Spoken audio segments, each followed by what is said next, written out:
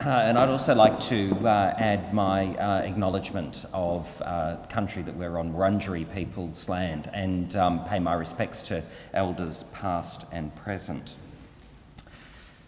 Interestingly, we began today with reflection and prayer which used the words "be wise" when we don't know, and to focus on all being safe. And of course, that's the reason for being here, isn't it? It's about the safety of children and young people in our care, in our schools and our community.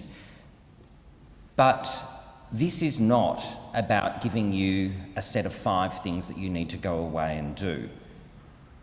Rather, this is about setting a bit of a framework, and I'm going to be talking particularly from the perspective of leadership, what it is that we need to be driving in terms of the adults who we manage in our school community, our leaders, our staff, volunteers, parents who might be involved in school-related activities.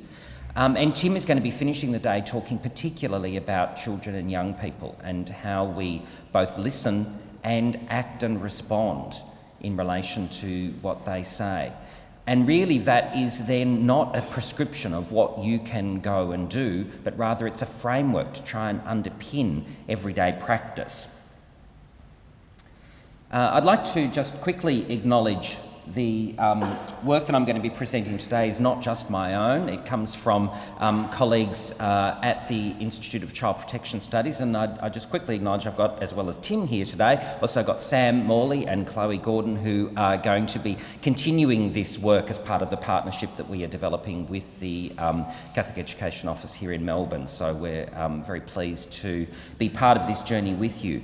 I was also working on issues as Eleanor said in relation to my past work at the Institute of Family Studies, but also on a project for the Royal Commission with colleagues from overseas, Keith Kaufman and Marcus Aruga, and they really sparked my interest in the concept of situational prevention, and I'll be talking a little bit more about that as I get on. So, prevention.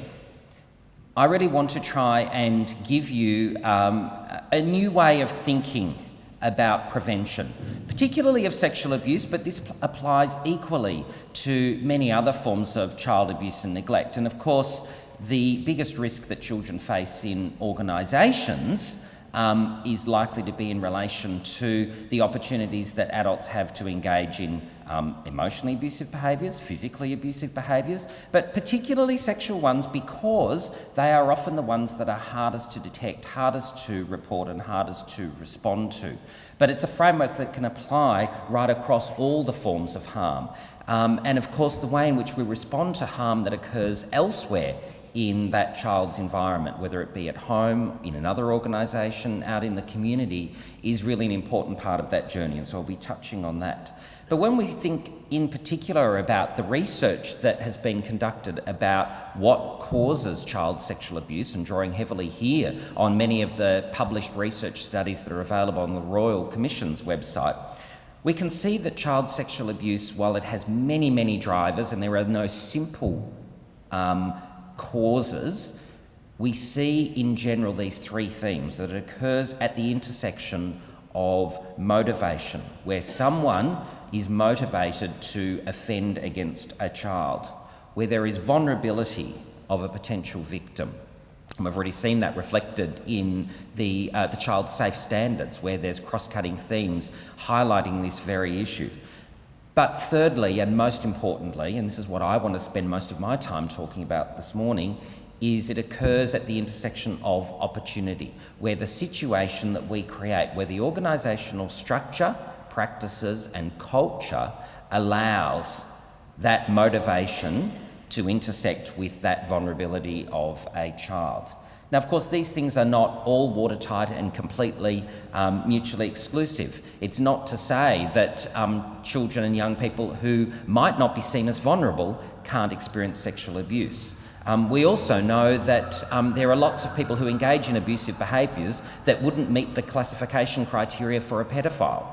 So why is that? Well, often these things can emerge as a result of the situation that allows them to overstep a boundary, to exercise power for whatever reason might be going on in their lives, to take advantage of that opportunity. So what can we take control of? Well, we're leaders responsible for creating conditions of safety in our organisations. So what can we do to try and understand those preconditions that might exist in our organisations that might allow somebody to get away with it, that might allow them to take that opportunity and manipulate and misuse their power in relation to that child or young person. So, as I've said, we're going to be focusing on organisational culture and change and what are some effective leadership strategies in this space. Now, of course, a model of prevention is predicated on some good knowledge about what risk factors are. And there is a wealth of research around all forms of child abuse and neglect, and in particular around sexual abuse, that we can know a lot about what are some of the vulnerability factors. And you can see a list of those here. We also know that there has been considerable research over many years now looking at offenders and trying to understand why it is that people who have offended against children act in the way that they do. Unfortunately, we know that there's a very strong gender divide, that mostly offenders are male, but not exclusively. And the Royal Commission has absolutely backed this up by testimony from victims and from organisations about the potential for females to also engage in offending behaviour. I've got to admit, often it's in tandem with a male accomplice, but not always. We also can look in at, personal characteristics, mental health issues, psychopathology, substance misuse and so forth. But it doesn't fully explain, does it? Because, of course, many people have substance misuse problems and don't offend against children. Many people have mental health issues and don't offend against children. So we actually need to go deeper. Can we really identify the difference between someone who might and someone who might not offend on the basis of these characteristics that we have learnt about from research about offenders? And so if we try and put in place systems that protect children based solely on this, I think we're not going to be terribly effective. So what about that third group of variables that I was talking about? The risk enablers and protective factors that occur in the environment. Are all organisations equal? Or in fact, are there some things that we need to learn a little bit about that we can drive change in as leaders of organisations? So that's what we're going to spend a little bit of time talking about. What's really important to remember again is this work is not focused solely on child sexual abuse or sexual abuse prevention even. It's embedded within a much broader context. I often speak about the importance of a public health approach to the prevention of all forms of child abuse and neglect. Of course, what happens in the privacy of families, and that is the place where children are most at risk for harm, particularly physical abuse and emotional abuse, but sexual abuse and all forms of abuse. We know that it's these kind of public health approaches which really understand that we need to be addressing the drivers at all of the different levels, looking at the individual factors, and of course when we're looking at sexual abuse we're understanding things like needing to be able to give children empowerment skills so that they can understand their own bodies, their right to privacy and their ability to be able to speak out when they're concerned about something. Family and parental factors are really important, and even as school communities, this is something that you can be heavily involved in because parents need to be on board with the safeguarding message as well. If you're communicating something in your schools and then they're going home to family environments that are not backing that up, so if you're talking about and giving the importance of good awareness of respectful relationships, sexuality education that acknowledges the importance of consent and of privacy and respect for that, and that's not backed up in the home, those messages will be undermined. Of course, from a broader public health perspective, it's also about being able to identify and respond when perpetration has occurred and try and reduce the risk of offending. And of course, that's what the criminal justice system is all about. but also addressing the social and environmental factors and the ones that are specific to organisations. So that's why we're honing in on that, but I don't want you to see it as separate from the rest of the work that we need to engage in. And of course, this is clearly articulated in the National Framework for Protecting Australia's Children, which is the whole of government, Commonwealth, state and territory, and the not-for-profit sector agreement around what it is that we need to do to keep children safe in all environments from all forms of harm. So narrowing it in a little bit about organisations and what it is that we need to be doing. You often hear about the importance of working with children checks and of being able to screen appropriately to keep bad people out. I'm going to challenge you a little bit today to think beyond that. Preventing bad people isn't enough. And certainly sexual abuse prevention strategies in organisations have very much in the past focused around the issue of screening to identify those who have a history of child sexual abuse. And absolutely, don't get me wrong, that is important. But is it enough? There are some serious gaps in our strategy if we think that this is either the strategy or even the most important strategy. Why is that? Well, it only is going to detect people who have already offended. So all first-time offenders are not going to be captured by any kind of screening mechanism. You're only going to be able to capture those who've already offended and then have also been caught. And of course we know, and we've heard it very clearly from the inquiries in Victoria and from the Royal Commission, that one of the biggest obstacles to detection is the issue of young people feeling as though they can't speak up and can't report. And of course, that's an organisational climate issue that we can all take a measure of responsibility for. So certainly in the past, that's one of the reasons why things weren't disclosed, because young people didn't feel as though they were empowered to do so. And Tim will be talking more this afternoon about what are some of the strategies that you can put in place in your school to try and turn around that history. But also, young people are not just at risk of harm from other adults. They can be at risk of harm from each other. That can be from sexual coercion through to a whole range of other bullying and emotionally abusive behaviours from their peers.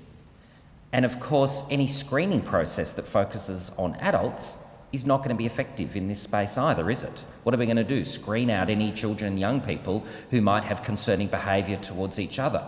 Well, that's not a very child wellbeing focused strategy, because they have their own wellbeing needs and we need to be able to address those. So by adding in a layer that looks not just at the individual but looks at the organisational context will hopefully be that additional layer of protection. I often use the analogy of a layer of Swiss cheese. You can all think of a layer of Swiss cheese that's got a lot of holes in it. But you put 2 layers together, you put 3 layers together, you put 4 layers together, it's unlikely that those holes will all overlap. And so we need to think about protection of children and safeguarding strategies as being multiple layers that we need to be able to build up together so that they can all help us in concert to protect children and young people. We've also learnt a lot in the area of social psychology, and pardon me, I'm a psychologist, so here goes the Psych 101 lecture, but I'm sure that many of you, as part of your education degrees or as your background training, would have actually either done a unit in psychology or been presented with some of this research as part of your education degrees. This comes from, before I do that, I'm going to focus on the first one, which is Spotlight. Spotlight is a really powerful and confronting movie looking at the story of the Boston Globe reporters who broke the news around endemic abuse within the Catholic diocese in Boston. The reason for me putting this up here is not to be shaming Catholic organisations. The reason for putting it up here is to be able to highlight what it was that they focused on. They didn't break the story when they found out about the first pedophile. They could have done that. That was a story, and it would have made headline news. What they realised was that there was a bigger story. There was a deeper story, and it was the story of covering up and of silencing and of moving people around. It was a story of leadership and a story of leadership failure. And I think that's what we have to think about today, is not about finding the bad person, but looking at what are the systems and how are we complicit, potentially, in systems that excuse, that ignore, that cover up and don't shed a spotlight on bad practice. Not bad people, but bad practice. That's what this movie is about, and I really encourage you to see it. The second one there, the Stanford Prison Experiment, this is the one that you would have most likely come across, even if you don't remember the name. There was a dozen or so Stanford University students who signed up for a social psych experiment in term break. What they'd done is the lecturers had converted the basement of the university building into a prison environment. And so they asked people to enrol in this study, and they were randomly assigned, the students were randomly assigned to either the role of a prison guard or a prisoner. Now that's really important information. They didn't ask to be one of those two roles. It was a random process of saying, you'll be a prison guard, you'll be a prisoner.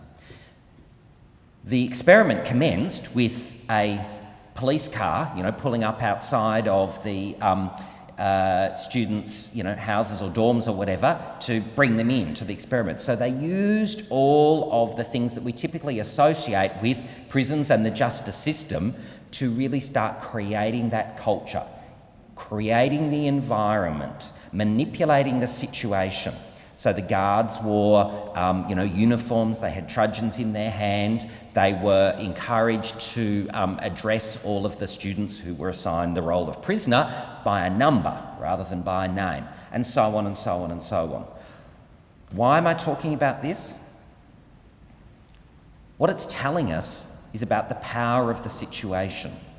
Those students, within a matter of hours or a couple of days, had started to really inhabit that role that they were randomly assigned to. So they had no previous predilection for, abusing power or for being compliant, and yet the abuse started to occur. And the movie is a very powerful depiction, but it's well known. There's lots of write-ups of this study, and of course it continues to be cited, mainly because you'd never be able to get ethics approval to repeat the study. But it had to be shut down before. It was planned to go for 2 weeks, and it had to be shut down early because of the danger to the young people themselves. So I want this to be an underlying message for us today, to think about the power of the situation and how it influences individual behaviour. So what are the things that we as leaders are responsible for in our school communities, and how can we drive and shape behaviour through the situations that we manage in our school, through the environmental ways in which we set up the structures, the processes, all the things that point to safety or point to excusing and allowing abusive, neglectful, coercive behaviours and all of their precursors. And of course we need to keep in mind the construct of grooming and how these things don't necessarily start with a catastrophic event.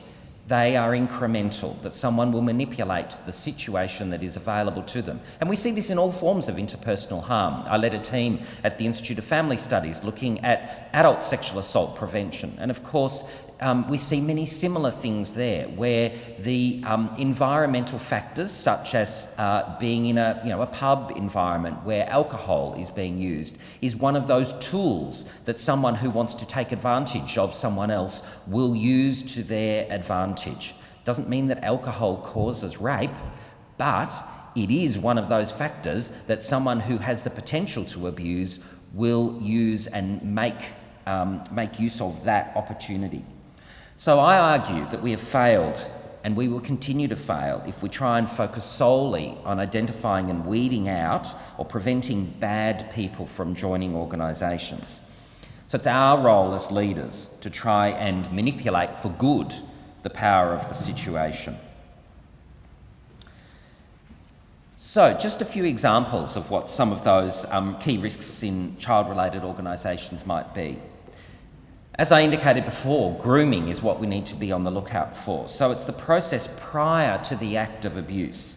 So it's the precursor to offending that relies upon relationship and trust building between a potential victim and a perpetrator, but also with the institutional community. And again, that's what the Boston Globe reporters were focusing on, is how organisations were able to be groomed by a potential offender, to be seen as trustworthy, to be seen as the nice guy, to be seen as doing important things for the community, for the church, for the children. We also know that the modus operandi of perpetrators is likely to be different in different contexts. So that's why I began today by saying this is not about giving you a checklist that you follow. This is about giving you a framework to understand how you can go through that process of analysis and think about your operation, and how it also might change over time. You know, a school activity on school grounds is different to going on excursion or going on an overnight camp. How do you need to change and adjust your policies, your processes, and the culture that you create in the adults who are taking care and taking responsibility for children throughout those diverse activities? How do they need to be flexible and adapt to those changing environments? We've also seen depicted this journey of 30 years plus in Victoria. Over that time though, if we were starting to really do this work of safeguarding back then, would we have even used the word technology and social media and mobile phones? It just wasn't on the radar. And now it's a really important strategy. For example, if we're talking about grooming and what are the risks, what are the situational factors that might allow for grooming, you would automatically go to things like, well, where there's opportunities for low levels of supervision between adults and children on their own. And so you could think of examples like perhaps one-on-one sports coaching, or the private music lesson that's done in the end room down the corridor where nobody else kind of walks past and the door is shut. That's not the only place where adults might have the opportunity, where we have allowed the situation that creates that opportunity. We also have social media. So for example, if you haven't thought about it within your policies, adults within your organisations, be it teachers or coaches or anybody else who you might be responsible for, are they able to message young people directly? A simple answer could be to say no. But what are the consequences? What are the unintended consequences of that? Many sports organisations say, well, it's actually a normal part of our practice to have a sports coach, send a text message first thing on Saturday morning to say, it's rained out, we're not going to be meeting here, we're now going to be meeting there. If you simply ban something like that, you're potentially making it much harder for children and young people to be involved and for their families to be involved. There are other ways of managing those risks, and it takes hard work and complexity. But one that I've heard of from organisations where use of social media is an important way of helping young people remain engaged is to say it's okay for adults to use social media as long as they're not using a private account. They're using one that is a public account of the organisation that multiple people have access to. And as leaders, that you actually put in place a risk management strategy to do that. So you log on and you have a look at what the interactions have been. You have it as part of your team member discussions. What are the kind of interactions? Was there anything concerning that came up? And as Tim's talking about this afternoon, that you also involve children and young people in that. What makes them feel safe? What are the things that they might want to? And asking them how have the communications been going. Have you felt supported by your teacher or whoever it might be, letting you know in this particular way, and listening to what they say. So what we know is that the climate and the cultures and the norms, which of course is what we try and address through policies and procedures and practices, can facilitate abuse. And just as children are groomed by adults to allow them to perpetrate sexual acts, other adults were also groomed or desensitised to perceive potentially risky behaviours as harmless. In other words, to ignore those grooming or precursor events to grooming behaviours. So that's all the preliminaries. I'm now going to get on to the real bit of the talk now. I just want to kind of move very quickly through three main strategies that we need to be thinking about when we're talking about safeguarding children. The first one I'm not going to spend very much time on because, as you've probably already guessed, I don't think this is where the fundamental work is. It's important, it's legislated, you need to do it, but it's not the main action as leaders, is the issue of screening for known perpetrators.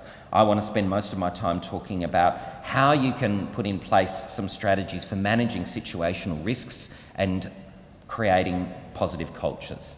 So let's quickly flick through the screening for known perpetrators. As I've mentioned, it's really the first chapter in the book, not the final chapter. So you do need to know about it. The information's here about where you can understand within your jurisdiction. So here in Victoria, what are the requirements? But I think what's even more important is for you to have a good understanding of what are the limits and therefore why it is, and be able to communicate to your school community, to the leaders within your school, why it is that a focus on this is not enough. Of course, I've already gone through some of the reasons for that most people won't have a criminal record, that it doesn't help with managing the risks to children and young people from their peers, and until we've changed the culture around making it much easier to disclose, we will continue to have underreporting and continue to miss the opportunities for detecting through such screening processes. So do it, but don't rely on it. Mandatory reporting, same thing. It's really important to do, but it's even more important for you to think about from an organisational perspective, what was the situation in my organisation that might have allowed this concerning behaviour to occur? So it's a self-reflection tool. How could I have had something in place to have foreseen this event? And so, yes, you do need to be aware of your legal requirements to report, and you need to make sure that you don't step into the role of investigations in terms of criminal behaviour. What your responsibility is to do an analysis of risk and to keep on readjusting and recalibrating your understanding of risk as events might occur, and hopefully as colleagues encounter situations that require reporting, that you're able to share, across schools, what are some of the things that are important. So, this is where the real work is, managing situational risks. So what's the theoretical framework here? And again, drawing on colleagues such as Keith Kaufman and Marcus Aruga, who contributed some of this work to the Royal Commission that I was part of. A situational crime prevention approach can provide a lens for understanding how child victimisation can occur in institutions and serve as a foundation for the development of effective prevention strategies in different contexts, because it allows us to put in place and develop policies that address the risks and monitor ongoing actions. So what do we mean by situational crime prevention? Well, it really has its origins in other areas of crime prevention. If you think of something like car safety, we've actually been really successful in Australia in reducing car thefts. How have we done that? We've used these principles. We've made crime, such as breaking and entering into a car, much more difficult. We've made it risky, we've made it harder to do. Hands up those who remember those big U-locks that we used to have and put over our the steering wheel. What was that about?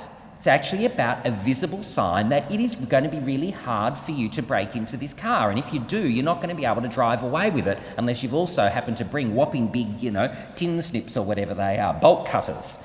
So it's those kind of things. What messages are we sending? Where's our big U-lock in the child safeguarding space? Where do we say, this is a school, this is a community that does not tolerate any behaviour that is neglectful or abusive of children, and we call it out, and we speak it out, and we're not ashamed of that.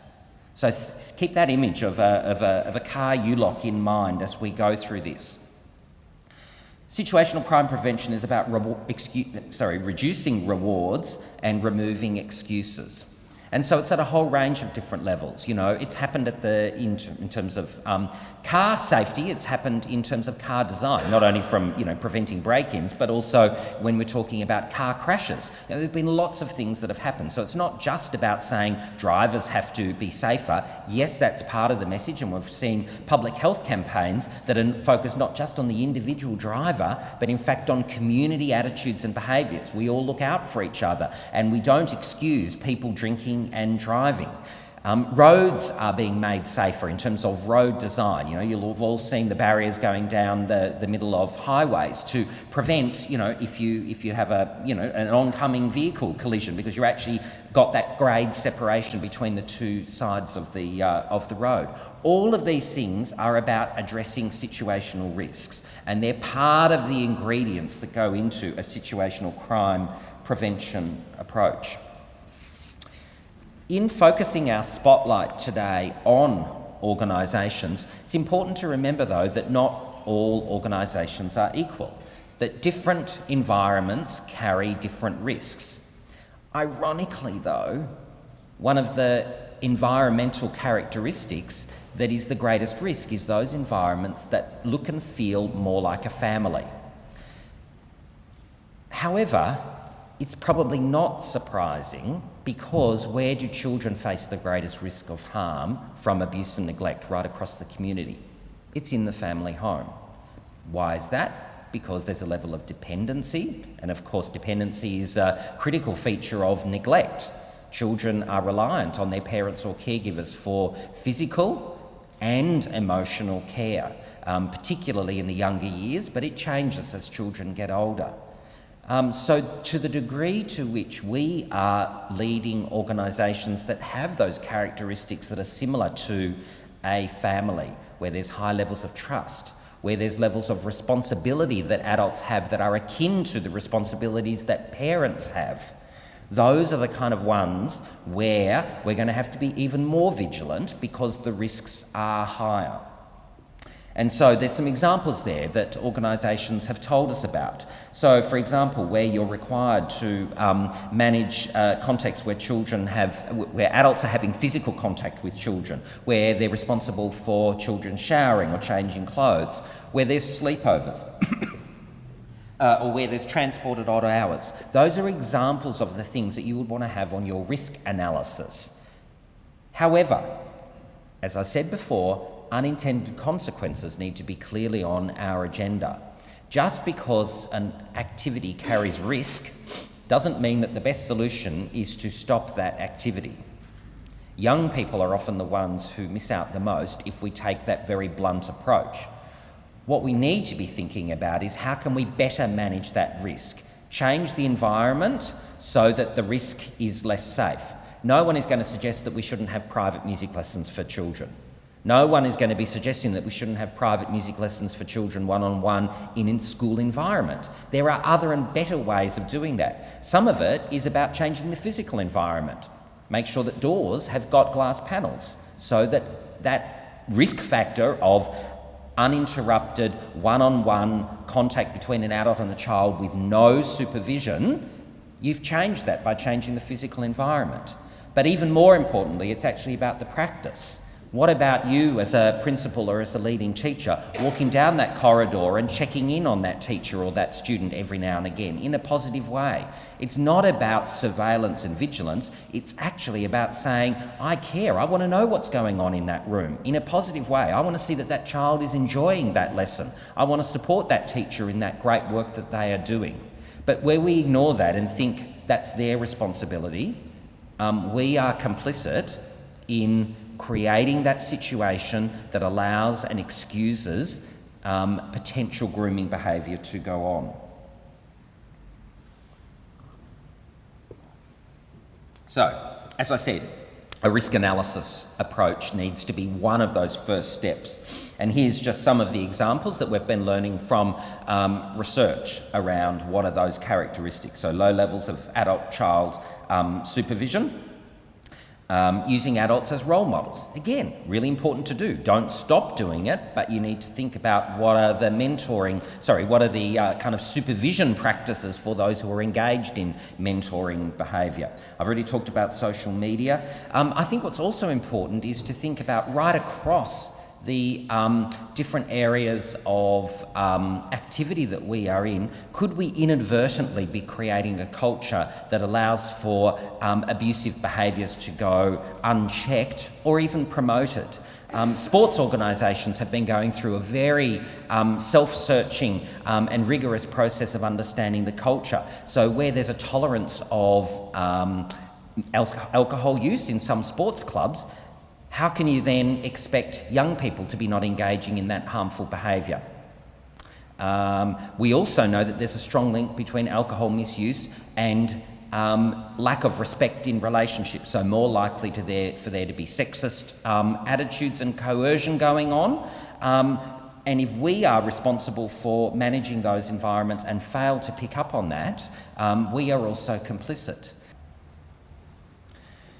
I think I've already said this, it's really important not to lose sight of the opportunities for the good things that we do for building resilience in children and young people, and making sure that we build up these things and not inadvertently cut them down through our risk assessment processes.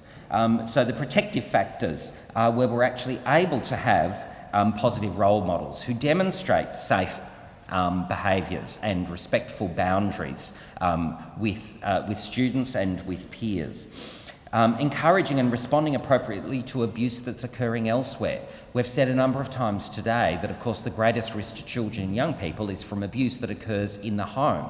We need to make sure that the school is an environment where they can speak up about that and where we respond appropriately to their disclosures. Interestingly, students will often pay attention to how we respond to disclosures of others. You know, they will often know, students will have perhaps talked to other students, and they will observe our response. And that can send a trigger that, well, if that response went that badly, I'm never going to speak up about anything like this. That might be happening also in my home environment, that might be happening at another organisation, or that might be happening here in my school. So being able to demonstrate how positively we respond to these things is really important. Thirdly and finally, I want to focus around culture change. This is not a separate strategy. This is really about saying what is the underpinning in order to be able to do a good job of our mandatory reporting requirements, our screening requirements. We need to be saying what are the things that we actually need to change in terms of our attitudes and our ways of working with each other and with our children and young people. So these are just a few examples. So when thinking about the limits of working with children checks, we can think about some additional strategies such as values-based screening. In other words, not saying to somebody, do you have a working with children check as the screening for how appropriate are you going to be for my school environment, but to be asking some questions about why it is that they want to work with children. How do they work with children? What are some of their past examples? What's some examples of things where they've had difficulties and how they've overcome them? So those are the kind of questions that we can focus on instead, which will help us to be able to get a sense of if someone just has very glib, I've always loved children and there's nothing more to it than that, does that set up alarm bells for us? Why are they wanting to come into my organisation if they don't have a very sophisticated understanding of why it is that they want to work with children? And then, as you can see through all these other examples, it actually needs to be embedded through everyday practice. This is not a one-off event. So we need to make sure that we induct staff well, that we introduce them to our policies, and a particular element there is about defining what is acceptable behaviour. If we as leaders haven't said what is appropriate and what is inappropriate, how can we expect that our staff will follow that? So being able to be as clear as we can. So it needs to be reinforced with ongoing professional development. It needs to be part of our everyday conversations in team meetings and in leadership meetings. I've already mentioned the importance, obviously, of complying with mandatory reporting obligations. and then putting in place regular opportunities to analyse and strategise around risk mitigation, knowing that nothing remains static, that we need to keep looking at changes in our situational context. And Tim's going to be talking this afternoon much more about what we can do in the space of asking for and responding to the views of children and young people about what safety looks like and means for them. And of course, all of this needs to have some level of documentation. If we're saying this is what we expect, make sure we've written it down so that other people know what it is that we expect. And of course, so that parents can have confidence that this is how we operate, and that students and young people can have confidence that this is what they can expect of a child-safe organisation. I've already talked about facilitating disclosure, but remembering, of course, that there can be some real barriers, particularly where there is relationships between adults and an abuser. An abusive adult and a young person. So where it's already somebody in the organisation who's engaged in abusive behaviour, that young person might find it even harder to speak up about that. And remembering that we're not just talking about disclosures of sexual abuse, that we're talking about all forms of harm. And I've made that point that we need to be alert to where within our organisation we have inadvertently allowed cultures that excuse these kind of bullying, harassment and intimidation to occur, and where we allow homophobia or sexism or subtle forms of gender stereotypes to go unchecked that might facilitate abuse, or more importantly, make it harder for a young person to speak up about what they've experienced, regardless of the context and regardless of whether it's an adult or another young person. So this is just a little bit of a list of what some of those barriers to disclosure of sexual abuse. So to finish up with some of the key safeguarding strategies, and particularly within an educational leadership context, we need to make sure that we're promoting respectful relationships, that we're creating physically safe environments and emotionally safe environments that facilitate disclosures, that respond appropriately to them. So it's not just about hearing, but it's about doing something, and provide supportive and therapeutic responses for victims and survivors. So this can only be done if we actually take a whole of organisation approach. And I know in the past there's been a lot of focus on protective behaviours programs, how everyone wants to have someone come in year 5 or year 7 or whatever it is and run a protective behaviours program. That's okay, but I think that there are potential for that to be even more dangerous than if we didn't do it, if we don't embed it within the whole of school culture. So if you've taught a whole group of Year 7 students that their body is their own and that this is unacceptable behaviour and that they can speak out about it, and then in Year 8 something happens and they go to their teacher and that teacher wasn't part of that professional development and learning and part of a whole school approach and is somewhat dismissive or ignoring, isn't that actually worse for that young person to have built up their expectation that you will be trusted, you will be believed, we will respond, and it is our responsibility as adults to keep you safe?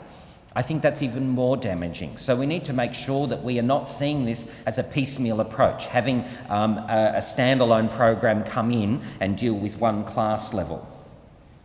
So how are the ways in which we... so I think I've covered off on most of those things.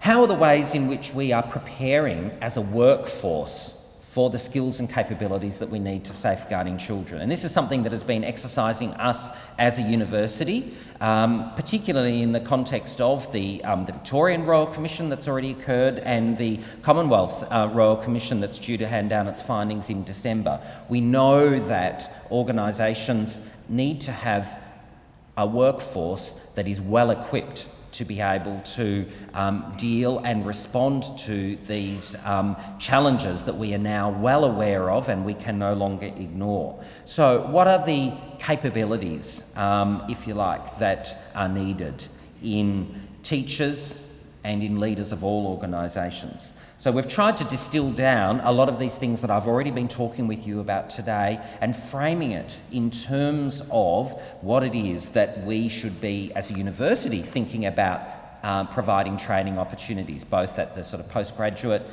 specialist level, but also embedding where appropriate into our undergraduate course materials, so that the next generation of professionals is coming through equipped with knowledge of things like the nature of abuse and risk factors, of what it means to have organisational cultures and governance practices that promote child safety, the skills in being able to analyse the kind of risks that I've been talking about today and adopting a situational prevention approach.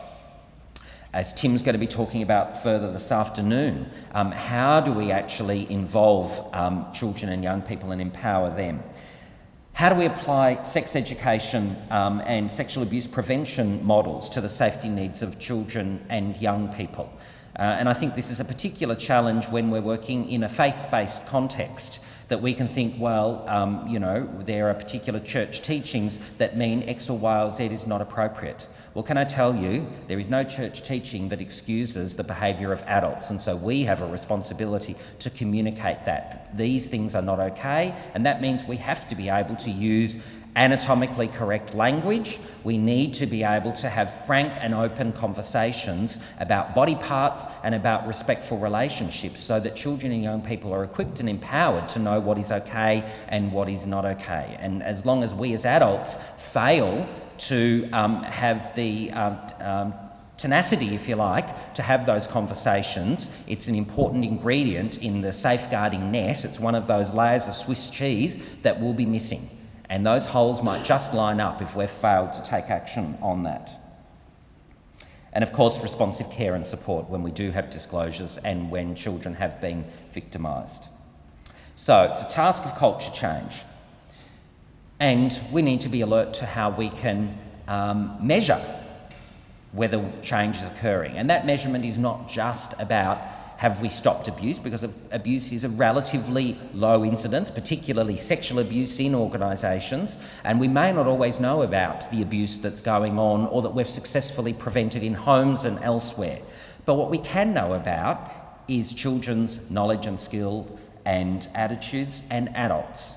And so we need to be thinking about ways, and certainly this has been exercising our minds in the team at the Institute of Child Protection Studies, how can we support organisations such as yourselves to be able to monitor these changes in conditions of safety in organisations as you continue on your safeguarding journey. I'm going to skip over that. Tim's going to be covering protective participation this afternoon. As Dennis began this morning, this is not a compliance exercise. So we need to be informed by and respond to and empower children and young people who are the key beneficiaries of our investment. And be mindful of the potential for unintended consequences. So that needs to be regularly on our agenda. Have I done something today that could actually make things worse for the well-being of children, even in the name of safeguarding? We need to regularly review and update our policies and procedures for them to be complementary and integrated with each other. And that's the example that I gave before about our support of faith-based teaching, that we still need to be able to make sure that that integrates with these other strategies. And of course, there's good theological understandings of the care that Jesus demonstrated for children and the way, in fact, he stood up against authorities who were abusive and powerful and weren't caring for the marginalised. And of course, we can enhance this through partnerships. Just going to quickly skip over that. This is just a summary of how these things all interconnect. And I talked before about, of course, the importance of criminal justice responses and of statutory child protection responses. We need to be able to play our part, though, in looking at what we are creating in terms of the conditions of safety in our organisations and the protective participation of children and young people. So this really spans the continuum from awareness raising, and of course that's what today is about, but then to the real work that happens when you go home, when you go back to your organisations, the systemic institution-wide efforts to identify and ameliorate environments that excuse or that allow for abusive behaviours to occur. And so I'll just finish off with just a little bit of an overview of some of the things that I've already been talking about today in terms of employment screening processes, situational risk analysis, the importance of policies and procedures that deal with these kind of issues, creating a culture that's positive, that's child-friendly, and of course there is a role for those specific prevention programs and strategies, but not done in isolation and not instead of or as an excuse for bringing about culture change. These slides will be made available, and we've got a number of resources from the Institute of Child Protection Studies website that I would draw your attention to, and other resources around safeguarding children. And just a final point, even though the Royal Commission has not released its final report, it has already released a draft set of elements of child-safe institutions. And I would like to reassure you that everything that we've been talking about today aligns with those elements. So here they are.